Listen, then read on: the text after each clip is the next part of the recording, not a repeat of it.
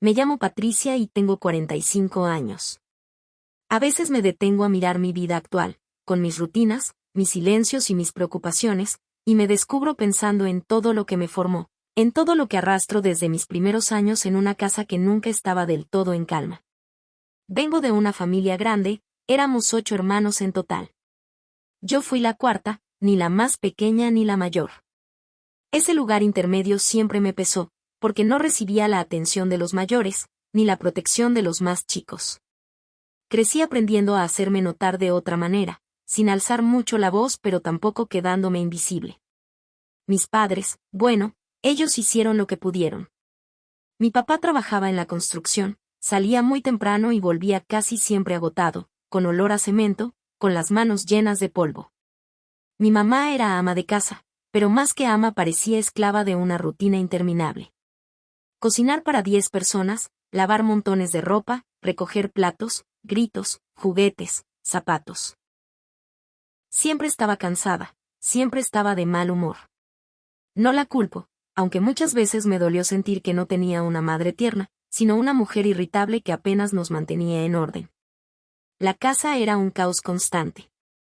Había peleas por todo, por la comida, por un lugar en la mesa, por un pedazo de pan, por quien usaba primero el baño. Éramos tantos que parecía que nunca había suficiente para nadie. Mis hermanos mayores tenían la ventaja de imponerse por la fuerza, y los más pequeños siempre encontraban a alguien que los defendiera. Yo aprendí a sobrevivir quedándome al margen, observando, eligiendo mis batallas. Desde chica entendí que si me quedaba callada y hacía las cosas rápido, podía pasar desapercibida, y eso me ahorraba problemas. Recuerdo los inviernos, cuando las cobijas no alcanzaban y teníamos que dormir de a 2 o de a 3 en la misma cama, buscando calor con cuerpos apretados. Había noches en que el hambre nos despertaba, porque la cena había sido ligera y las tripas sonaban en la oscuridad. Y había días de fiesta, en los que se cocinaba algo especial, un pollo entero que mi mamá partía en pedazos diminutos para que alcanzara para todos. Esos días eran los que más recuerdo, porque aunque la comida fuera poca, había risas. La escuela para mí fue un refugio y un tormento. Un refugio porque al menos allí no tenía que estar todo el tiempo en medio del ruido de la casa, y un tormento porque nunca llevaba lo mismo que los demás. Los cuadernos eran usados, las mochilas rotas, los zapatos heredados. Nunca tuve cosas nuevas. Y claro, los niños notan esas cosas. Las burlas eran inevitables. Yo hacía lo posible por mantenerme firme, aunque por dentro me dolía. Con la adolescencia vinieron más problemas. Mis hermanas mayores comenzaron a trabajar temprano, una en una tienda, otra en casas de familia, y yo tuve que asumir parte del cuidado de los pequeños. Cambiar pañales, hacerles de comer, llevarlos a la escuela, todo eso mientras trataba de estudiar. Me acostumbré a poner a los demás por delante de mí, como si yo no tuviera derecho a quejarme. Mi madre lo daba por hecho, Patricia puede hacerlo, Patricia se encarga. Y sí, lo hacía, porque no había otra opción. Mi padre se volvió más distante con los años. El cansancio y la frustración lo hicieron más áspero. A veces bebía, no demasiado, pero lo suficiente para regresar con un humor insoportable. Nunca fue un hombre cariñoso, y a esa altura ya ni siquiera intentaba. Mi madre, por su parte, cargaba con todo ese resentimiento, y lo descargaba en nosotros, en sus gritos, en su manera de hablar. Nunca hubo abrazos, nunca un te quiero. Y aunque de niña lo anhelé, con el tiempo aprendí a no esperarlo. Los conflictos entre mis hermanos eran eternos. Celos, rivalidades, peleas por dinero, por espacio, por atención. La casa se convirtió en un campo de batalla donde cada uno luchaba por un lugar. Yo me refugiaba en los libros prestados de la biblioteca de la escuela.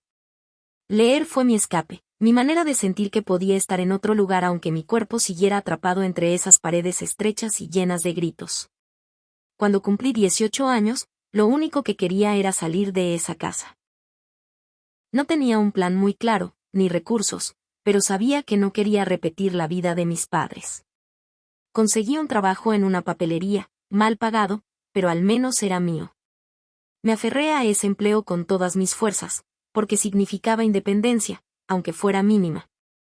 Durante años ahorré lo poco que podía, compartiendo renta con una amiga y aprendiendo a sobrevivir con lo justo. Con el tiempo formé mi propia familia.